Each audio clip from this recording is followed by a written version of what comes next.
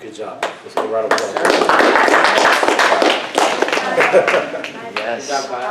Good job. We're all so proud of you. So proud of you. Beast. Okay, so today's lecture is on anti-ethics. How many people have heard anti-ethics in a round? Wow, that's amazing. Okay, so evidently this position blew up. Lots of people like it. For those of y'all who are in the top 2 labs, you will receive it as part of the book because it's chapter 5 in the book. So I will explain this idea. I will explain how I came up with it, and I will speak a little bit about how I think it's being run correctly / incorrectly in rounds. Your lab leader should have already given you a short blog piece that was sent around. Did everybody get that? Yes, yes, yes. Excellent. We're going to take a few minutes. It's a blog. It's literally like 1,200 words. So we'll take a little bit of time to read that. Evidently, that's the only negative that people have against any of the evidence that I've written. Despite the fact that I've written 4 books and 60 articles, people haven't seemed to be able to find arguments against me. So they make racist statements. So we'll deal with that as well. All right. So let's start off. Anti-ethics is a view, or more accurately, a paradigm,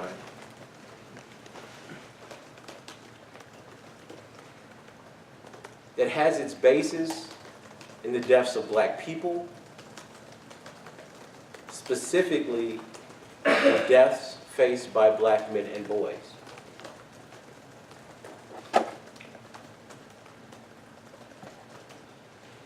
So I ask, to what end can hope serve for the oppressed if the ultimate end of racism is death? Can hope ever be justified in a white supremacist society that murders blacks to maintain its social order? Now, as we talked about yesterday, you can see that this certainly resonates with what we've been talking about, Afro-pessimism, critical race theory. The reason that I believe these questions are different is because I'm trying to get at normative values, and I'll explain what that means in a second. Anti-ethics is an attempt to criticize normative values.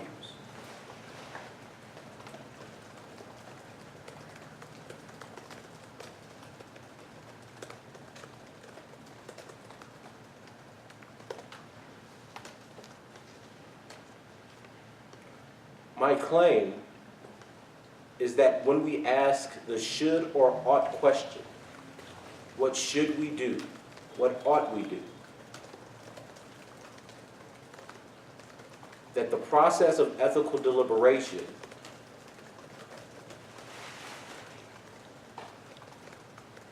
fundamentally excludes the black subject.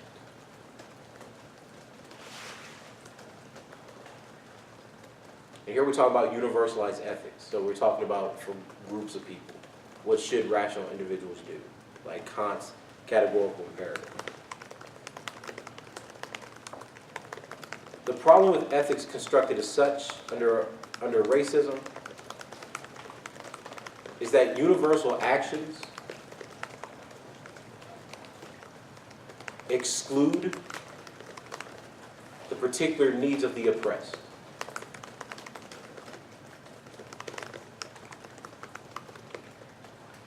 The second reason this is a problem is because questions about ethics that revolve around the should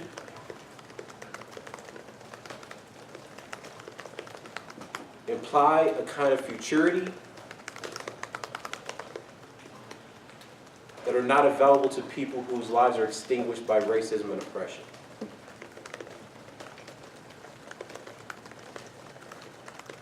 So for those of you who read the piece, I'm actually about to take it down from academia because it's posted in the book now. I say traditionally we have taken ethics to be, as Henry Sidgwick claims, any rational procedure by which we determine what individual human beings ought or what is right for them or to seek to realize by voluntary action. This rational procedure, however, is at odds with the empirical reality with which the ethical deliberation must concern itself. To argue, as is often done, that the government, its citizens, or white people should act justly assumes that the possibility of how they could act in fact defines their moral disposition. If a white person could possibly be not racist, it does not mean that the possibility of not being racist can be taken to mean that white people are not racist. In ethical deliberations dealing with the problem of racism, it is common practice to attribute to historically racist institutions and individuals universal moral qualities that have yet to be demonstrated. This abstraction from reality is what frames our ethical norms and allows us to maintain, despite history and evidence, that racist entities will act justly given the choice. Under such complexities, the only ethical deliberation concerning racism must be anti-ethical, or a judgment refusing to write morality onto immoral entities. So my position is that the process of ethical deliberation in many ways absolves the racist and the history of racism. So imagine a world where someone says that racism has been part of modernity. But let's talk about Kant's categorical imperative. So why does Kant's categorical imperative somehow become separate from the modernity that you just described when it was birthed from modernity itself? Think of Rawls. How is it possible that we simply assert that the idealist metaphysics of the veil becomes completely extricated from the racism of the whole or dominant society? What is it? What's the magical wand about ethics that somehow makes everything go away? That we can even talk about atrocities, but the people who commit the atrocities, but somehow ethical deliberations allow them to be better people. Why does reason, why does the mind become absolved of everything that the actual body and flesh has done simply because we say so? And this is an important point for the oppressed. So imagine what it was like in the civil rights movement. We're students fighting simply to be recognized as human beings, as fighting for equality. Having dogs sicked on them, police brutalizing them, water hoses turned on them. And yet the claim is, well, we can still appeal to the consciousness and ethics, the reason of the people who are brutalized. Does that make sense? So what is it about the reason that causes white people to act violently, that causes white people to lynch, kill, murder, rape, etc.? What suddenly turns that off once you say, we're appealing to their reason or their ethics? Right? This became a major problem for me. So I argue that ought, or normative or ethical deliberations, implies a projected or futural act. The word ought commands a deliberate action to reasonably expect the world to be able to sustain or support it. For the oppressed racialized group, the dead black male, ought is not rational, but a repressive utterance. For the oppressed racialized thinker, the ethical provocation is an immediate confrontation with the impossibility of actually acting towards values such as freedom, liberty, humanity, and life, since none of these values can be achieved concretely for the black in a world controlled by and framed by the white. And this takes us back to our thought experiment about slavery. How do you uphold the white world? And how does a slave simultaneously fight or achieve freedom? Would that look like burning down the plantation? Would it mean murdering the slave master, the mistress, and his or her children? Is this what freedom from slavery looks like? Because if we suggest, as we've done, that we can simply end slavery, then we see all kinds of forms of neo-slavery emerge, right? Jim Crow, the prison industrial complex, Trump, right? These are all various aspects that reassert the inferiority of black people. So what does freedom mean if the white world still exists? And I don't mean metaphysically the white world. I mean actual institutions like courts, like white people, etc. How do we contemplate ethical action and will it for bodies that don't even recognize the humanity of the people making the appeal? In other words, if you have black people like King saying, think of God, think of what we should do to fellow human beings, and you have a population of whites that reject the notion that blacks are human, what is the point of ethics in that instance? Because the provocation of saying we should be ethical, there should be universal rules, by which we decide morality. It becomes an affront to the actions of the people that you're confronting. White people reject black humanity. So what is it that ethics can do to bridge that gap?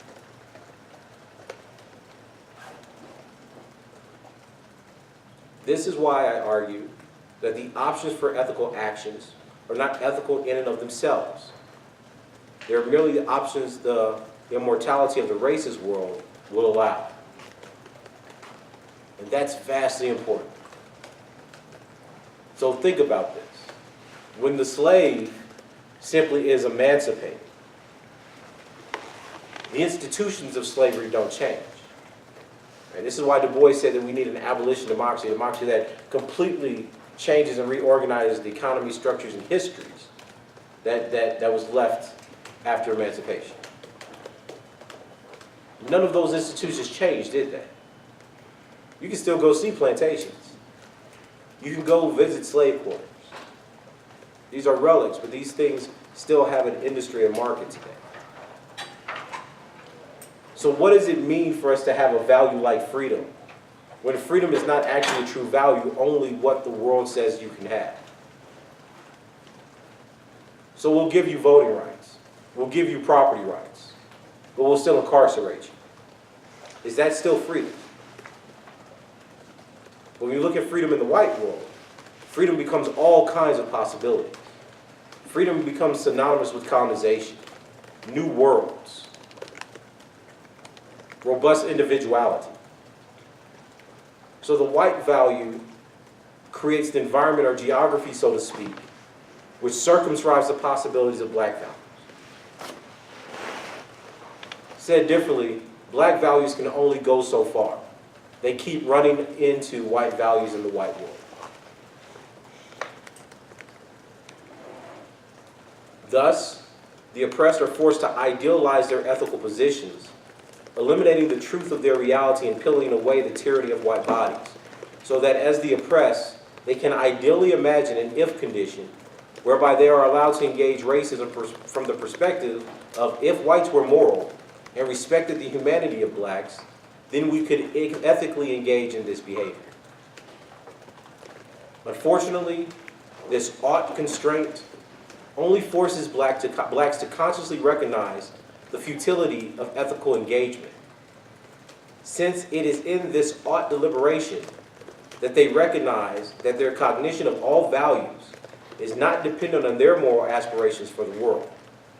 Instead, their perceptions of the world and its white architects are what determine the will of white supremacy to maintain virtue throughout all ethical calculations.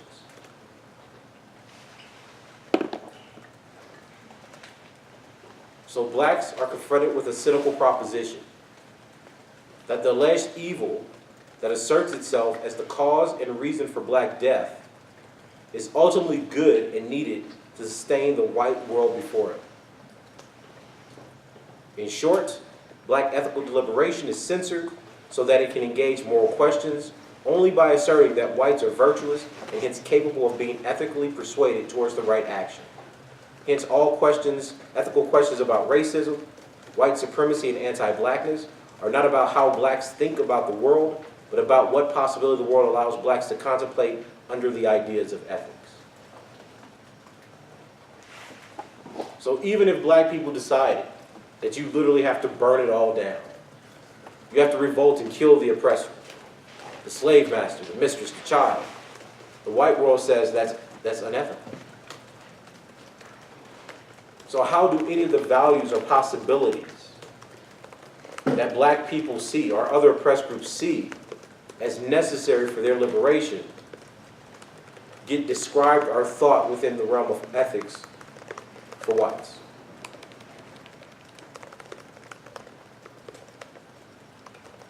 Ask yourself this. Isn't it interesting that most of the things that black people do, or most oppressed groups have done, have been claimed to be unethical by modern philosophy?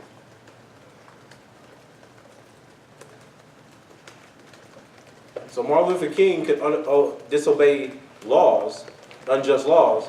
He goes to prison. Martin Luther King's a hero. Yeah. The Black Panthers disobey unjust laws and arm themselves against the police who enforce unjust laws. They're terrorists. So what is it about our notions of ethics, the abstractions by which we decide morality, the things that are good or bad, that seemingly allow us to maintain on one hand that there are unjust laws, but the resistance to those laws should somehow preserve the structures and ideas of the society that house them? I've always found that puzzling. So under this philosophical anthropology, under ethics, blackness aspires to be part of what the world allows rather than the impossibility he or she is.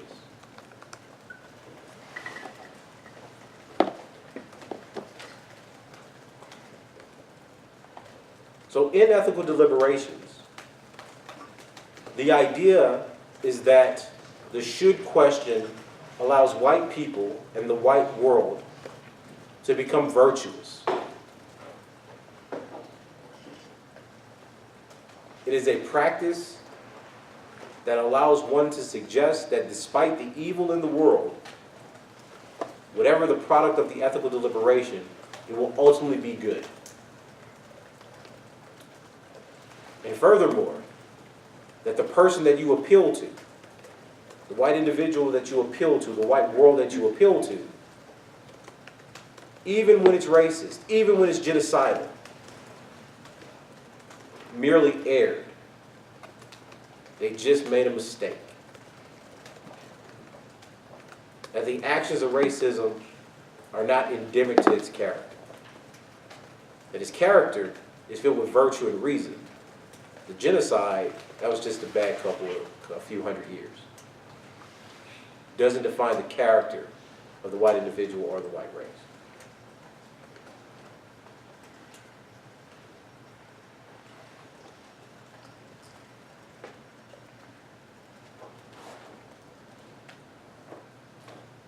Everybody got that?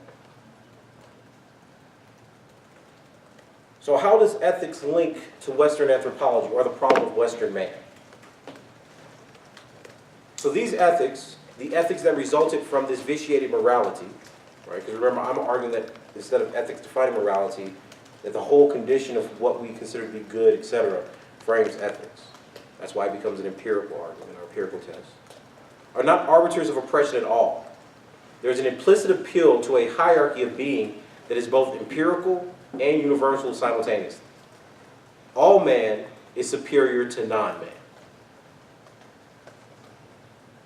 So when I say man, who am I talking about?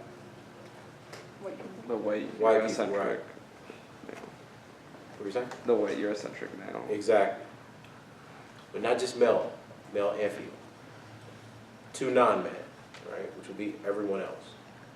Hence, ethics emerges as the product of the overrepresentation of Western man, thinking itself, projecting itself onto the future. And I'll give you a really cool thought experiment about this. So, when you have social contract theorists saying that everyone has a right to property, how does that notion project itself into the future? What happens to property? It gets passed down. It gets passed down. So think about this. When Locke made the argument that one can seize property, when the British came over to the United States, or if you're from Louisiana, the French, right, came over and they start divvying up property, did they do that just for their group right then at that time? No. So there was anticipation, right, an aspirational goal that this property belongs to France and all French descendants, to Britain and all British descendants, etc., right? So what is it about the value of property that has concretely articulated itself in social organization and inheritance? You see the point I'm making? That the value constructed sought to organize the world in such a way that the people who authored the value can benefit intergenerationally in the future. The relationship between this empirical reality and the universal value is what I argue Western anthropology does. It creates values that sustains its group or its race into the future.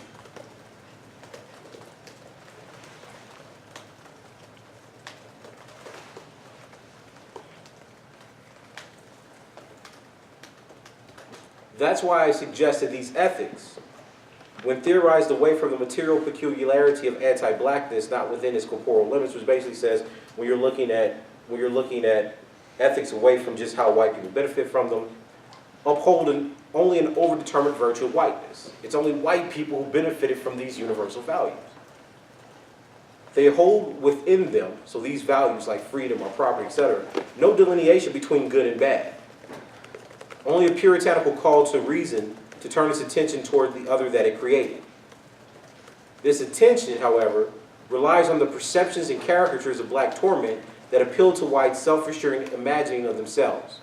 So that even when confronted with racism and their role as whites, thinking about black people incarcerated within a racist society and dying, these whites can claim that their conceptualization of racism itself are intersectionally next to other injustices such as property, sexism, and homophobia, makes them virtuous whites. Here's what I mean by this. Let's say that you convince white people for a moment to actually consider the history of racism. And then I say something like, you know, all white people in the 19th century were racist. And somebody says, well, what about suffrage? Wasn't that a good thing that came out of it? Right? What about capitalism? Isn't that a good thing that came out of it? What about America? So do you see how the impact of racism, the death, genocide, enslavement of black people, becomes weighed against, or sometimes even becomes a necessary condition for, the other kinds of movements that white people value? So their ethical deliberation becomes a way to take away the force of the racism, to say, well, yes, racism, but women's rights. Yes, racism, but capitalism. Yes, racism, but we have America. So how does it become virtuous for you to reject racism if the process of deliberation is to weigh racism and the evil and horrors that certain groups of people experience against your own interests? What makes that ethical? What makes that a moral deliberation? So even in ethics, when you claim an abstract calculus that gives you a certain moral product, you see that self-interest and the rationalization of the white world interrupts the force of the catastrophe and horror that black peoples and other oppressed groups have suffered. Does that make sense? You see, because we claim ethics to be this magical process where we get universal action and will. But then when we look at it, how we deliberate about it becomes little more than an exercise trying to justify the world that we value.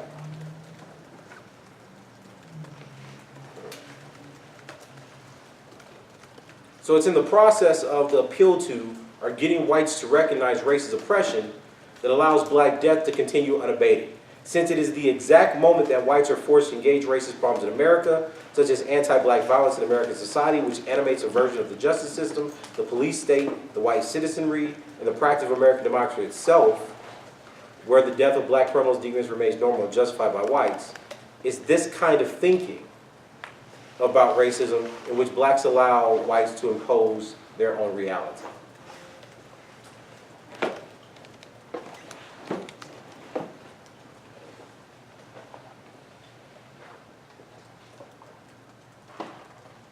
And here's their maxim, that racism is not death or the end of ethical calculus or a moral evaluation itself, but ultimately a call for all moral and liberal people in America to condemn racism as a practice. This call is not paramount, however.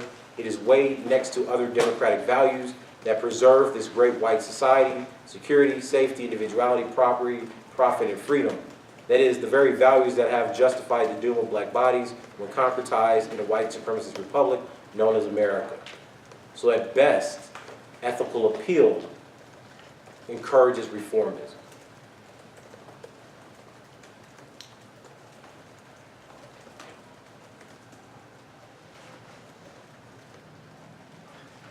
Does this make sense? Now specifically, when I thought of anti-ethics, I did this thinking of a black male subject.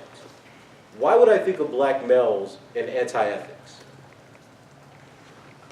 And like anti would like imply the opposite of ethics, or how like current deliberation goes. So I guess in the center of sort of all ethical theories is like the white Western man. So anti-ethics would be based in opposition to that. Okay, okay, kind of.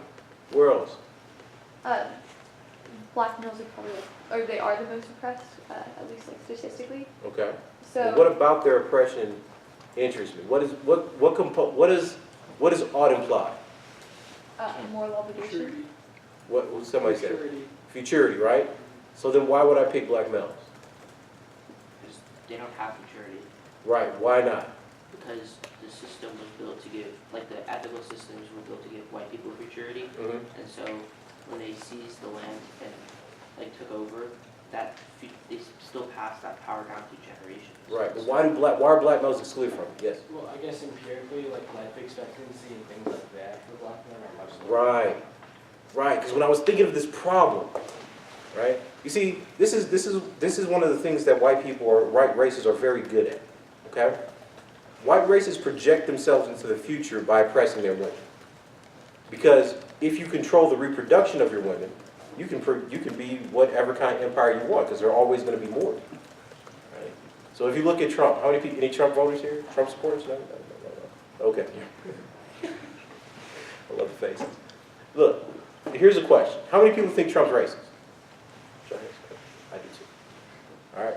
How many people think Trump's a misogynist? Ethno-nationalist. Okay. Why would Trump then not want white women to get abortions? Because he wants them to have white children. Very good. And what does every ethno-nationalist empire require to project itself? Children. So like children raised in the model of the sort of like racist like this was a Hitler Youth thing. Like the Same men in thing. Hitler Youth were told to like be strong. The women in Hitler Youth's job, the girls who went into Hitler Youth were all they were told was like the top 10 ways to make a strong male baby. There you go. So like, So we know then that ethno-nationalist regimes try to reproduce themselves. So why would Trump. So why would Trump also be against immigration? those are not. It introduces like non-white people that could impact like how many white babies are produced. Very good. Now I want you to work this, I want you to keep this idea. Keep this idea in your heads, okay? Why would Trump then say that Mexican men were rapists? As I guess protection of the white women of heirs to the Okay, so was it a race politic or a gender politic? Race, But both, What but did you more say? race. Well, race, because they wanted to keep the white males and the white people being But he said that to the world, so what did it appeal to? gender. Can't change your answer. Well, it appealed to gender, but it was about race. Right, but why would that appeal to the gender concept of people in America? Other hand. Try to get people who've never gone. Now all the hands went down. Go ahead. Because, well, like, A, there are a bunch of women who are voters, Mm-hmm. and then B, the white men want to protect the white women, so Mhm. if he appeals to gender, then white men are going to think, like, But what were white women's investment in that? White women voted for Trump too. So what were their investment in? to protect themselves Is it protecting themselves? or their children. Their children? What else? See, think about how colonies are built, right? Do white women walk around with no ideas in their head? Is that how we think of white women? I read white women all the time. I tell you that's not what white women do. Okay? So what would be white women's investments in having reproductive rights taken away? Or a certain group of white women? What would they see their role in society as? Making children. Making children, right? You see, the way that we study history, We think that all feminism was liberal feminism. That is false. And you will cover that when we get to the lecture on it. Okay? But think about it. If you're trying to reproduce certain institutions and values, who do you target? Who are the first educators of children? Women, right? So the very first feminists in the 1850s said that they were morally superior to men because they were the natural educators of children. In case you didn't know, lots of white women were against the right to vote. Why? They said if they got the right to vote, they would be voting twice. Why? Because they can just influence their husbands. Not the husbands, Oh, children. the children, right? They program how the men vote. So that's why when you read like really old stuff by white women, they talk about how they're the lawmakers of society. And the fear, like you can actually go back to Lily and read this, okay, is that if you put them in the public and gave them the right to vote, they would lose their natural morality which God gave them. Because now they would actually be criticized, where in the home, they get to dictate the morality of society unheard, untouched, unheard, unchallenged. Crazy, isn't it?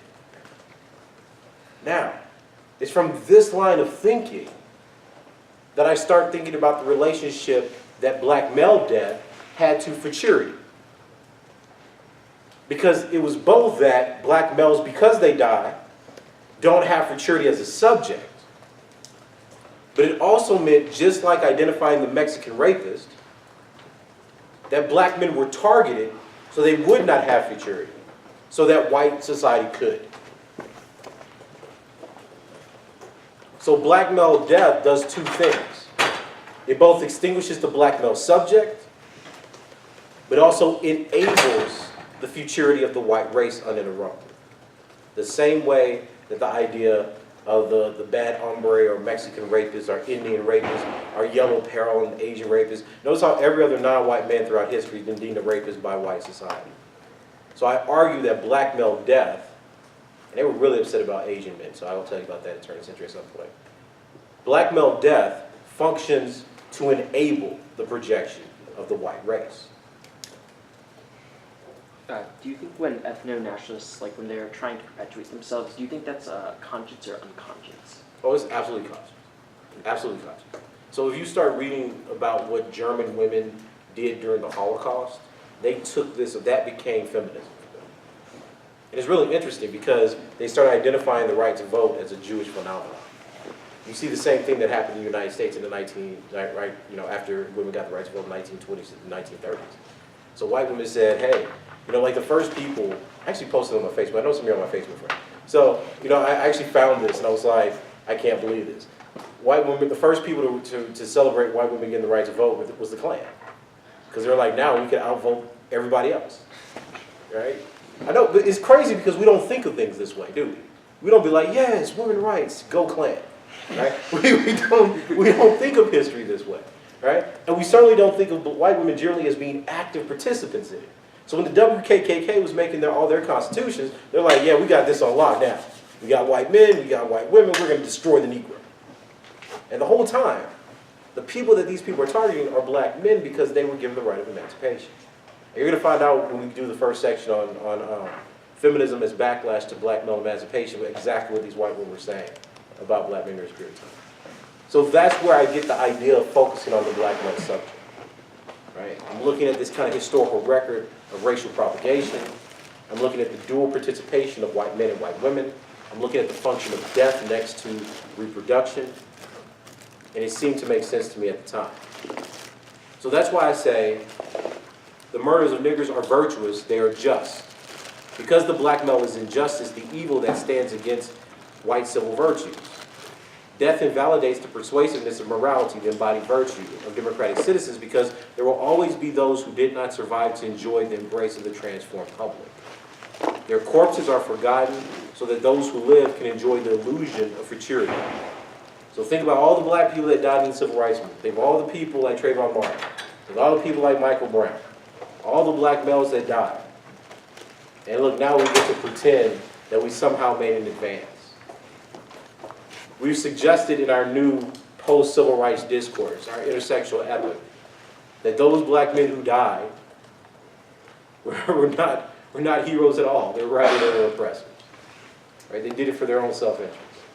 They were patriarchs, or whatever name you want to call them at this point.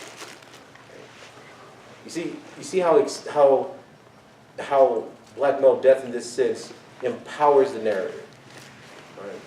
Because there is no resistance to the narrative of why we've all achieved progress. It just is.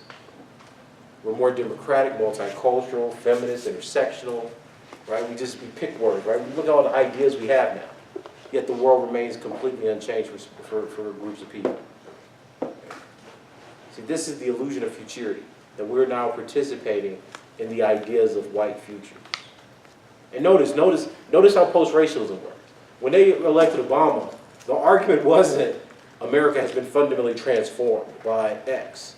The argument was, look how advanced white people in American democracy are, right?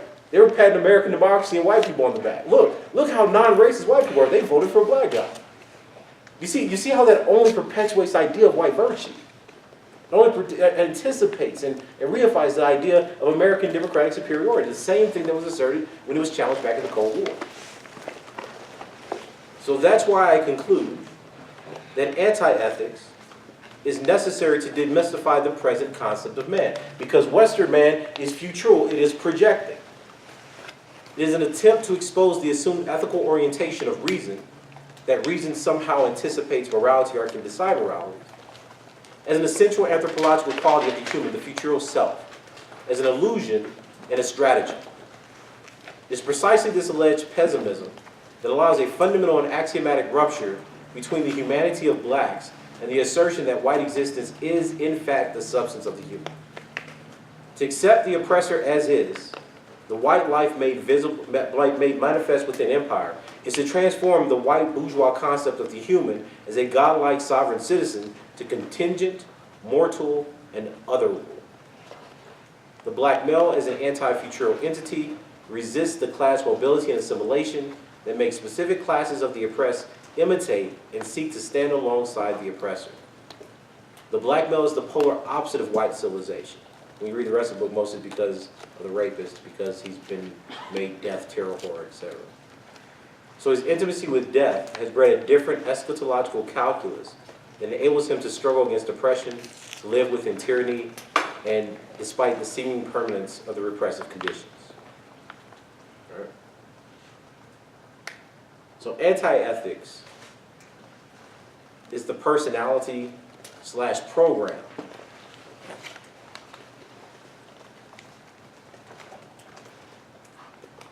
that argues that the empirical world, or the morals that are demonstrated by whites within a racist society,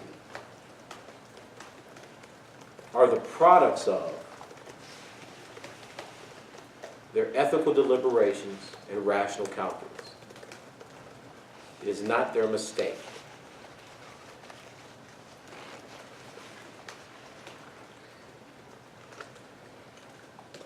So an anti-ethical paradigm would both make a claim of empiricism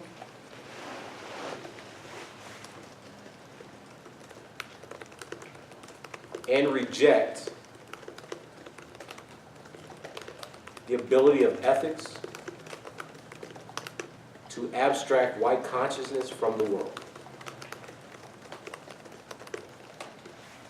In other words, you don't get to pull white people above the world that they've created and they suddenly become good, virtuous, and rational.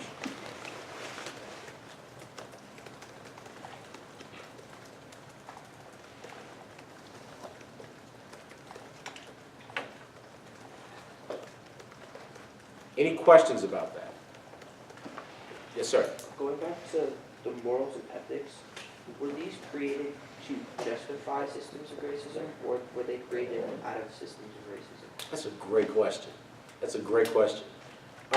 So when we think of morals, let me make this thing. When we think of morals, we're just generally thinking of what's good and bad. Right? We assign values to those.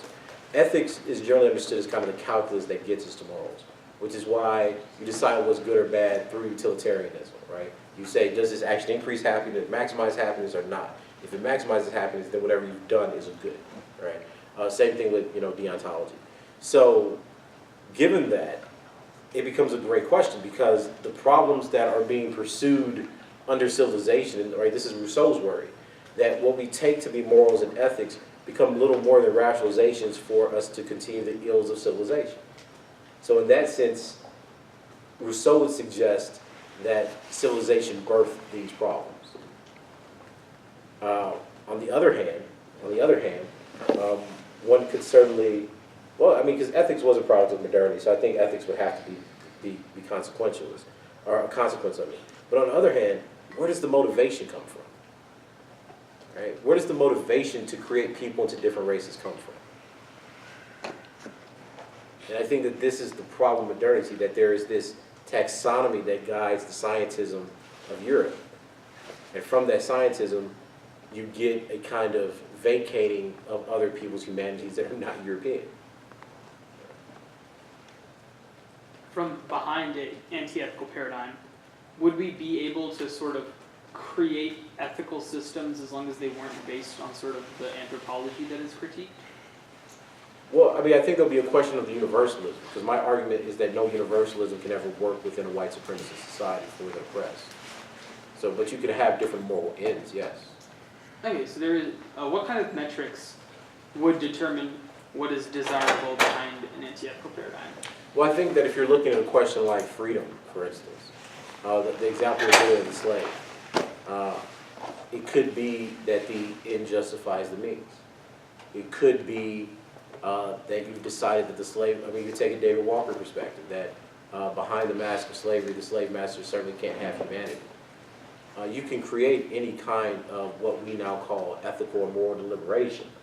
The point being is that it does not involve the assumption of a capacity of reason or morality that's outside what the world demonstrates. So it's holding the world's feet to the fire, for instance. You don't get to say that the world will simply be a better place if we imagine it to be so. So you're saying until we sort of remove these systems of white supremacy, no ethical claim is binding. Absolutely not, right? Because any ethical claim is just a reproduction of their own anthropology. Right. Like property for more white people. Freedom for more white people, right? These are all just extensions of their own anthropology. So you can refute those. You can engage in deliberations as the oppressed, but they're never going to be universal such that they involve other groups of people, or other white people, or dominant ruling classes of people, right? Because they're by default excluded from that because you're not human. Right? So Yeah. Sir. So I understand that Kant's anthropology was extremely incorrect and messed up. Why does that necessitate that current day ontologists anthropology is equally as incorrect? Well, Kant's deontology, his anthropology was messed up because of his involvement with creating the concept of race and inferiority. I think the problem of deontology still runs into what we're talking about here. So if one says that we should pursue, here's a great one. Given what we know, everyone should vote against Trump the next election. Is that an action you can will for every single person in America? Yep. Right, yes, right? Because you say that that would be a moral action given all the things that happen. Okay? How does that universal rule implicate other things like, let's say, people were upset with Trump, but if everyone votes against Trump, then the new Richard Spencer becomes president. All right? So you will that. And everyone says, yes, we can will this because it's not Trump. But then all the black, brown, the other people are like, but if it's not Trump, but if it's Richard Spencer, he literally wants to eliminate all of the people of color. So here's the deliberation. White people are getting screwed over by Trump and black people. Richard Spencer would help protect white people, but screw over all the black people. How does one anticipate that will? How do you resolve those two conflicts in a white supremacist society? Because now it's not just about the goods. It's a question of all. But some people have always been excluded from the question of all. So you can say, well, we've taken Rawlsian view, right? We don't know who we're going to be, so everyone's equal. But does that really undo the structure of the world? Ethicists would say yes, because this is an ideal calculus, right? We're just pretending. We're playing the game. We're behind the veil. Right? So if everybody was equal, who do you vote for? But you see, the outcome if y'all were all equal, you still got to deal with the problem of race. Because you only have two options. So do you then say, well, you sneak a little bit of utilitarianism in there? Well, there's more white people, so it would kind of be better for everyone. Or more people than not. And then someone would say, but it would violate the rights of these few people. Do we want to do that? But maybe it wouldn't be that bad if they accepted or assimilated as. You see, all these deliberations of how we get to what the end product is still requires us to both negate and operate within the effects of the world. It's never completely removed. We still value life. We still value some people over others. We still bring into the history of racism, right? We can't get rid of that. So then why claim that it's a pure deliberation when the effect of that deliberation ultimately will serve the same end as the majority of white people in their institutions, structures, and ideas? Stated differently, why have modern deontologists not ever concluded anything along the lines of what any of the black authors throughout history have ever concluded? Why have they not concluded that perhaps democracy should go, capitalism should go, white people should go? How do you not get decolonization from the will of everyone? You see how, because it focuses on certain solutions to certain problems. See what I mean? Yeah. Why haven't modern deontologists concluded that colonialism is bad? I think a lot of them have they not? The unfairness of colonialism, yes. But they wouldn't justify, say, the decolonial project. Oh, just like everything that stems from colonialism, we should like set fire to. Right. Or even Okay. the abolishing of democracy, which is something that Du Bois calls for. Or even, right, how does this ethical capitalism not get us to many of the thoughts or programs that oppress people have come up with? Right. I think the ontologists have certainly recognized the ills of the world. I'm not suggesting that. Right. Right. Unfairness, It injustice, just murder. has kind of like a silly mechanism to address it. Yeah, it's just, I mean, how do you, let's create a standard by which we can will better actions for everyone that no one will ever follow. Because it works against our self-interest. Right? That's the problem. Right? And I think that this is what non-ideal theory tries to get at when you're doing things like the racial contract or epistemology or the problem of race in epistemology, but it never takes into consideration the flaw of the European consciousness. Even Mills frames this more as a problem of ignorance. I'm always asking the question, how is it ignorance when he just keeps getting the same thing wrong so many times as if it's right? Right? White people have never been like, look, I'm ignorant. Look, let's go liberate some black people. Right? That's never how it goes. It always ends up to being ignorance that perpetuates systems of oppression. It's not contingent, it's deliberate. I don't see the point of calling those things ignorant. So do you think the anti-ethical paradigm would justify like non-ideal utilitarianism? Or like would deontology, like non-ideal deontology, like what would it justify? Well, those things would be particular. They would never be universal. Right? So a deontological calculus would be the calculus of group X within condition X or condition Y. Right? Whereas Kant is saying, you know, deontology is the process by which you deliberate something that you could will for all humans into, you know, perpetuity. So I think that would be the difference. Anti-ethics would say that everything has to be particular to the context that you're evaluating. Is that if you're in a racist or white supremacist society, if you're in a Nazi Germany, those things would define the basis by which ethical deliberations happen. Or what we now call ethical deliberations. So all of the questions about what metric would be used behind anti-ethics have led to sort of like a particularism standard, these kind of things. These seem very similar to like a Deweyan theory of pragmatism. Sure. What sort of marks the distinction between that pragmatic approach, which I think Cornel West has written about a lot as well, and well, obviously one would say that that is part of this part and parcel of the white supremacist ethics. Yeah, that's exactly. And then behind the anti-ethical sort of stance, the same sort of particularism analysis, pragmatic analysis, case-by-case basis, social structuring, the same tenets of that sort of metric for evaluation and Deweyan. Well, Dewey, I think it differs in a few important ways. One, Dewey is a democratic theorist, so he believes that the condition by which we can understand and make deliberations is within a democratic context, not the case for anti-ethics. He also believes that there's an ever-expanding notion of the social self in knowledge and community. I think that works the exact opposite. For example, Dewey would suggest that the interaction of blacks and whites civilize black people, change their habits, makes them better, right? I would argue the complete opposite, that the contact between blacks and whites in a white suburban society only lessens black groups or other oppressed minorities. And the other part is Dewey's theory of cognition and habit. I don't believe that there's a process of inhibition. So Dewey believes that habits are built through certain reflexes, and that you can interrupt and change habits by inhibiting others and developing incentives for other behaviors. I don't think that that's the case with blackness. Specifically, in 1922, he writes this article on race friction, where he suggests that racism is merely the product of economic tension and kind of the natural ethnocentric habits of groups of races to protect themselves. I don't think that that's offset by an intellectual product or a habit change. Though there are other people in our field who argue otherwise, they've never been able to demonstrate that at any point in history. It's at best a theory. Right? So I think anti-ethics would certainly run against it in those three ways. Yes, sir. So I guess a lot of times people are like, when people read a sort of colorblindness or an anti-ethics critique, they're like, well, their cards are about Kant being racist, and then my authors are not Kant, they just talk about what Kant talks about. So would the Okay. so like they're They're not Kant, they're just Kantian? Yeah. So like I guess the problem's not only with the actual person making the claim or the anthropology, but I guess the system of democratic deliberation Right. itself.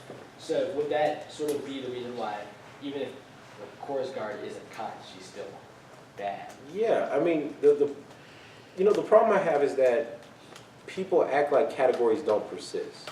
Okay, so I'll give you a really good example. How many people think that there are rational individuals in the world? Okay, a few people. Okay, so here's the trick. When you appeal to a judge, what are you appealing to? Rationality, right? Yeah. So let's say I'm not Kantian. I still believe that there's a rational I that's autonomous to make its own argument, right? So there are certain things about I's, reason, self-interest, right? Ethos, emotion, pathos, right? All these things, which are all Aristotelian terms, by the way, right? All these things still somehow apply to individuals. Here's an even better example. How many people learned about ancient Greece when they learned about the development of philosophy? And how that is important to us as people in Western society, right? So what country are we in? What the fuck does Greece have to do with America? Well, the point of the ethics that was created in Greece was that it would apply to Exactly. America. So that same logic, then why is it that Kantians and ethics and Kant's frames not apply to you now? See, you believe that you fundamentally inherited something from groups of people that lived millennia ago that have nothing to do with you, that would actually actually hate you if they met you. Because they were completely ethnocentric. You weren't Greek or inferior. But you believe you inherited something from their metaphysical baggage. That you believe that there is something about reason and philosophy and the gods and the powers of dialectic deliberation. And you believe that holds through millennia later. But somehow Kant's that are using Kant's words because they're Kantian, somehow these things become extricated. When it's about race, we just pull it away, it doesn't apply. Why? I think the structure of reason marks a distinction between the two. What would be the structure That of sort of reason? justifies it. So I understand what you're saying, which is that like it was created by these people who hate us. So, like, why do we? Well, I'm think just saying that they would hate you. Yeah, Greeks were yeah. ethnocentric, yeah. Yeah, that why do you think we've inherited something from them? Mhm. But just because like these philosophers put a name on it does not mean what they have described like is intrinsic to their racism. So But my question is, why is racism, because race is a category of thought for Kant. So why does racism become something you just cut off from the I, from the autonomy, from the will? What makes it, you say that you import everything else that the Greeks have. You're rational, you're dialectical thinkers, you're moral, you're ethical, etc. So then why do you just pick the one category of race and say that doesn't apply, we've got all this other race? well, I think that sort of is exactly might be the point of that these people are trying to make, which is that sort of reason is just like the ability to decide between which desire one acts upon, right? Well, So- the reason has to be more than that, right? Well, it's sort of rationale. No, The I. but I mean, right, the I. But why do you have an I? There is something that is me that, according to the argument, there is something that is me that picks between which desire I act Right, upon. and the I, and reason allows you to do what in the world? Act. Act. But do you act towards everything the same way? Oh, no. No. Because I'm an I, so I Exactly. choose So is there one chair or are there multiple chairs in this room? multiple. So the reason tells you that there are individuated chairs. Sure. Is there one person or more than one person in this room? There's more than one. Okay, so if you have the concept of one, you have the concept of multiple, you have the concept of other, you have the concept of negation, which one person is not the other. Why is that any different than race? That's the very basis of creating it. So why do you just get to cut it out of reason? See, there's no logic behind it. You just say that you saying can't. like, if one has reason, one would reason race. Yeah, individuation and otherness would be part of reason itself, yes. Why is that? Well, at least if you're talking Why is European reasoning the existence of the category of race the Because same it's just a as taxonomy. reasoning racism? Well, the argument isn't that reasoning is racism. The argument is within these specific frames of how we reason, race has been a very important and foundational part of it. So the argument is not that any reason and all reason forever would always be racist, just that within the paradigms of Kantianism and European thought, reason has tended to divide people into races, which is racist. Wait. If dividing people into races is a negative thing, Mhm. the solution is definitely not like mass integration. But that's how that is how Europe is seeing these Because problems. that was like the lecture we had, like one of the first lectures we had, just Yeah. mass integration. It's not the solution. I agree with you, but notice, Europe created the problem, and it believed that it's superior, so the solution was assimilate everyone into us. Okay. Right? I mean, it's just the problem of European metaphysics. Right? It's how they divvy up the world. So, everyone take out your blog piece. Man, I mean, these are right this way. Not Yeah. So evidently,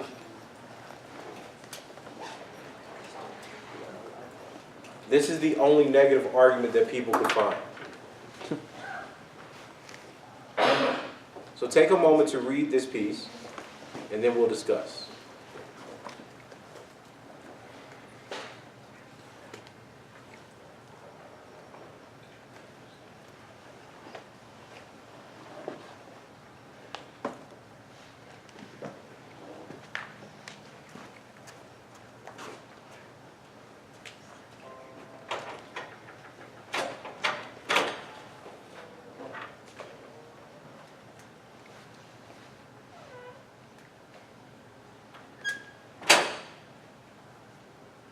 I'll give you about 3 or 4 minutes.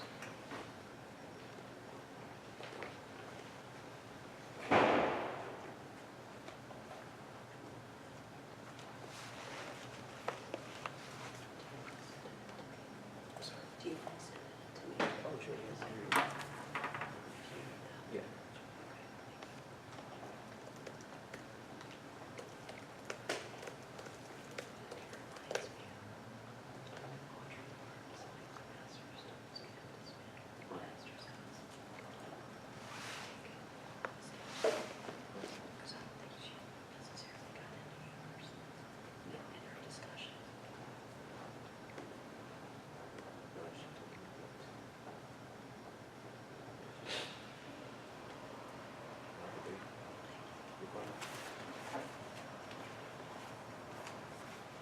Two minutes left.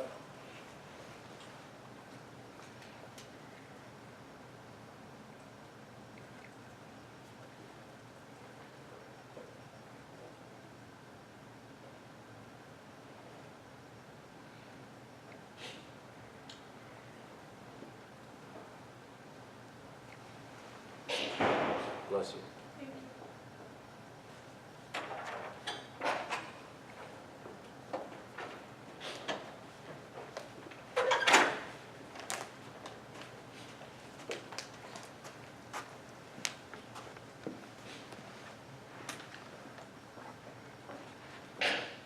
Bless you too.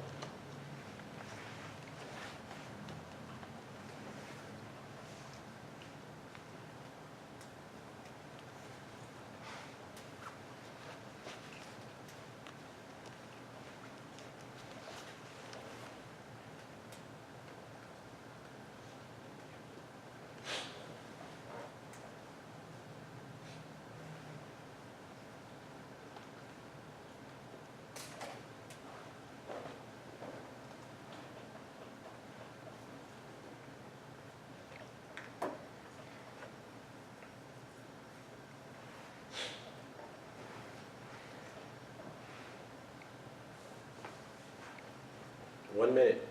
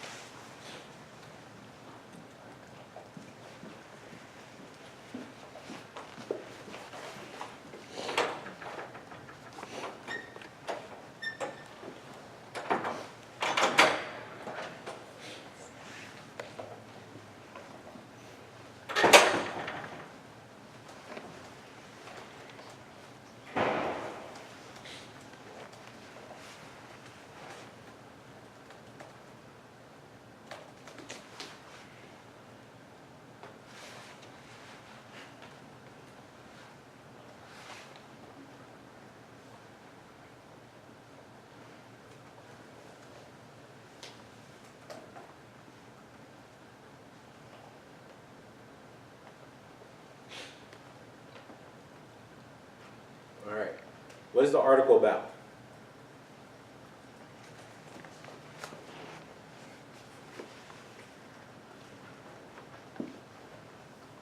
Hands? Yes, sir. About how even, I guess, black feminists can internalize these ideas that black men are rapists, and even when, like, faced with the overwhelming evidence that they are wrong in their convictions, they still refuse to believe it. Exactly. What case was this about? What's the name of the gentleman? Oh, I forgot the name. It was about, I don't remember the first, but Mr. Wilson, I believe. Mm-hmm. And what was the details of the case that became an issue? Like him and a couple of guys, like, were convicted of rape, of like raping this girl and like having oral sex with another one. But they weren't convicted of rape, were they? No, not convicted, accused. Okay. And like they had like tapes of it, and when it went to trial, like only one of them got like a 10-year sentence for sodomy, Mhm. and it wasn't on the rape case; it was on the oral sex one. Right. So when they couldn't convict these gentlemen of rape, they came back with a sodomy charge. And Mr. Wilson was sentenced to, I think, over 10 years.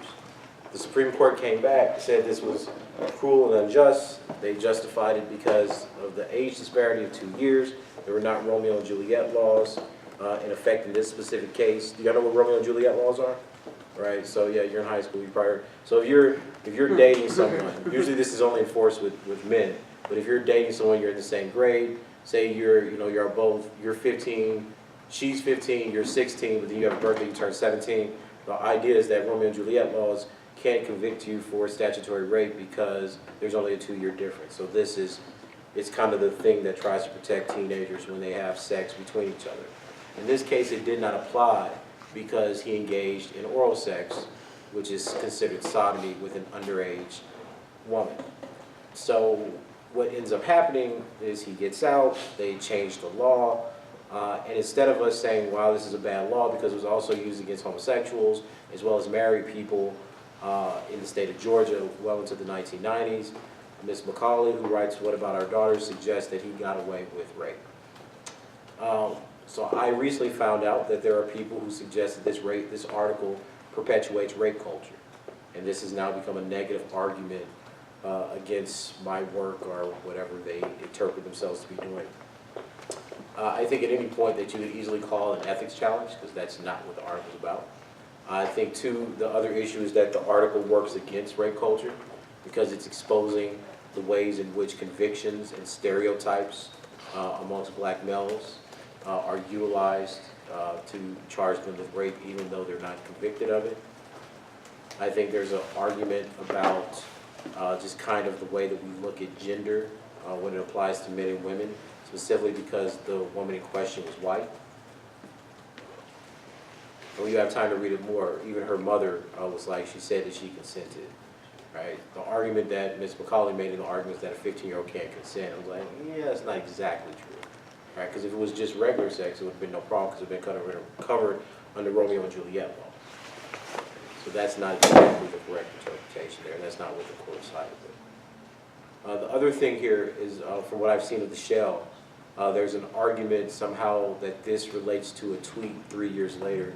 The tweet has nothing to do with this. It was a different argument about Trayvon Martin. So I really, I don't know where these people pull these things.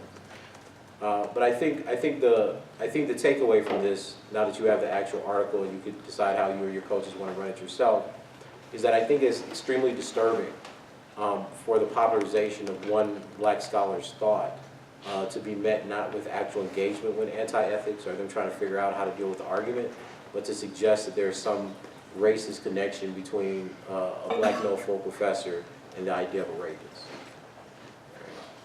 So I think an ethics challenge would certainly be called for, given that you have the whole article. The other thing is that you see this is very much in line with what the article is actually talking about, right? That any black male, even when found innocent or having nothing to do with the idea of rape, can still be accused of it. So instead, like I said, instead of them actually formulating an argument, the argument's like, hey, black men are rapists. You believe it too, right?